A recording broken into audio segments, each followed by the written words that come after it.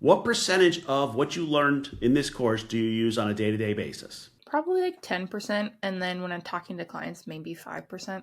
That's about it. Every once in a while, I get a client who has something interesting, and I'm like, I got to go reread that section. Or people think about like investment advice being a big deal. It's not. And I hate to say it, but it really is. It's the smallest part of what we do. But people come to us for investment advice. I'm like, cool, 3 funds, set it, forget it. You're good. The taxes, your life, everything else, that's a different question. Some ways, people are just so used to like paying for investment advice that's where they expect we have the value. And if I'm over here arguing about like, well, I can get you an extra 0.10% on your return, I lost the battle. That's just the reality check. And I think out of all this, the thing that we talk about probably the most is asset allocation and where money should go. But to get that, I have to know a lot about your life and what your goals are, different things like that. Because if I don't have that information first, this is often why I won't make quick recommendations to people. If I don't know your goals, I could easily give you the wrong recommendation that doesn't fit you in your life. Welcome to the Childfree Wealth Podcast, hosted by Bri and Dr. J, certified financial planner. Here we discuss life and finances as it relates to being child-free. This podcast is for educational and entertainment purposes only. Please consult your advisor before implementing any ideas heard on this podcast. Hey, Childfree Wealth listeners, we are back looking at what CFPs learn. This is when we're kind of picking Bri's brain, when I get to quiz her and say, like, did you really learn this stuff or not?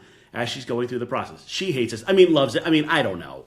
Like, it depends on the day, depends on the topic. And today we're going to look at investment planning. And we're going to look at what a CFP learns in the investment planning section and also how things change because you're child-free. Little spoiler alert, most of the investing doesn't change much for child-free folks. But it is a good review of like, what do we learn about investing? Where does it go? All that. So, Bri, tell me kind of like what you feel about the third course on investing. It could have been summed up in much shorter sentences than it really was. A lot of this stuff kind of drags out and they explain things 10 different ways. So it feels like it goes on forever.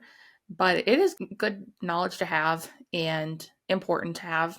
So I've heard people ask the question like, I want to learn about financial planning. Should I like take my CFP so I learn more about investing and all that?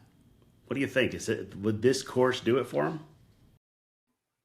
If you want to learn every little nitty-gritty formula, then sure. In the end, though, it was really just saying simple long-term passive investing works. That it could have been in the summary of this course. Yeah, so just some transparency on this. We've learned way more about investing than you ever need to know, and then use very little of it. Like, it's the truth of it. I had a conversation with somebody the other day, and they are doing some single stock investing, and they're very bright. And I said, okay, prove to me that simple long-term investing does not work, or that you're going to get a benefit from this fancy stuff you're doing. And they went, no, I can't. I'm like, okay, like it is that simple. But I had another conversation with somebody who said to me that just investing in 3 funds, setting and forgetting it, just is too simple. Now you went through like everything. Is it too simple? No, not at all. We'll pull apart the different categories. And what we'll do is we'll do this brief for this exercise. We're going to try to see if there's anything in here that would prove simple long-term passive investing doesn't work. How's that sound? Okay. Let's go for it. There are 17 total areas in this thing, and it starts off talking about fixed income. So talk to me, Bri, about what fixed income is and why do I care? This is really more of like the bonds that they're discussing. So often when people get to retirement, they want to ensure that they're going to have steady income. So they'll move a lot more of their portfolio to bonds. And that is typically when it's used. Usually when you're younger and you're accumulating wealth, you're not really moving towards bonds because it's not going to have great of a return, more than likely. Bonds is fixed income. You want to replace your paycheck that you were getting from your job in your retirement years. Yeah, and just to be technical, fixed income securities, literally talking about bonds, but your fixed income portfolio also includes your cash. I have got a lot of folks CDs and cash, and like, it's going to have to, at some point, we're going to have to move into the market and have a balance. All right. Second section on equities. What's an equity? Equity would be like your index funds, your stocks, all of those different things. It's more of like ownership essentially of a company versus a bond is more of a debt to a company where it's a debt. So they're paying you. Ownership is you might get it, you might not get it. That's what an equity is. Yeah, and just for a technicality, bond, if a company goes bankrupt, the bonds get paid first, then all the leftover money goes to the equities, which, by the way, there's usually nothing left over. Just kind of one of those things. All right, next up, pooled investments. This would be like the index funds, mutual funds, all of those, where you're not picking one specific stock, you're picking a group of them. So literally a pool. Yeah, by the way, you're also going to see some weird pooled investments now that people are trying to do. They just try to lump everything together and go, yup, that's good. Pooled investments, as we go into this, is where we get into like mortgage-backed securities. That was one of those pooled investments that didn't work out so well. There's a lot of different versions of it. Number 4 is derivatives, insurance securities, and other investments. What the hell are they talking about? They were talking about, they talked about insurance in here a little bit, whole life, those sort of policies where they're just not really an investment. Is that whole fuzzy conversation we had in the previous episode of this is where insurance should not be considered an investment, but it did talk about that more in depth and just said, remember, insurance is not an investment, but it often can be presented that way. That is what they discussed in this area. Now, what's a derivative?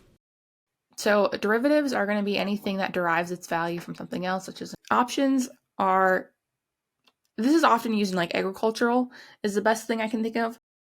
When you're selling farm, like anything that farm produces, like soybeans, corn, something like that, you are saying, I'm going to give you this and sell you this. So you're essentially making a contract saying, at this date, I'm going to fulfill this much of it to you. And that is really what a future is. You're making a contract saying, this coming harvest season, I'm going to sell you this much.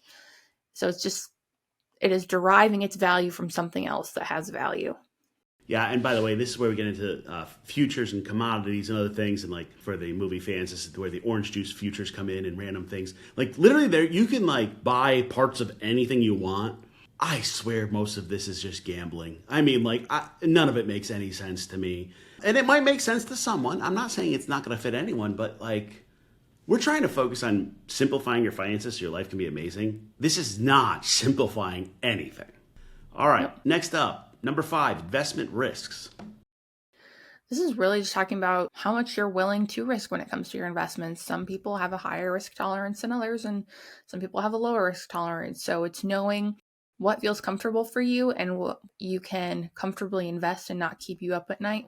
Personally, I am at the point where I'm okay risking a lot more because I have more time for things to accumulate, whereas somebody who is closer to retirement might not want to risk as much because they know they're going to need that money a lot sooner. So just evaluating what is comfortable to you and what you can realistically risk. Yeah, in theory, the more risk you take, the more return you can get. Now, I say in theory because that's not exact math, and there's a whole separate, we'll get into some of those math equations. I've been working on this concept of die with zero, and I've realized that our clients can either take like no risk, go all fixed income, and like if it doesn't go up, that's fine. They're guaranteed to have it. Or they really can swing for the fences. Because really, if you take a lot of risk and you're trying to die with zero, if you go double or nothing, you're still at zero. Like it's you'll get there. I think the hard part is if you take on so much risk that it keeps you up at night, we have a problem.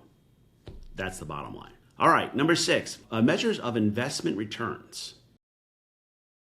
This was just math. Doing some math, figuring out how much something's going to return, and using our handy dandy little financial calculator that has way too many buttons on it.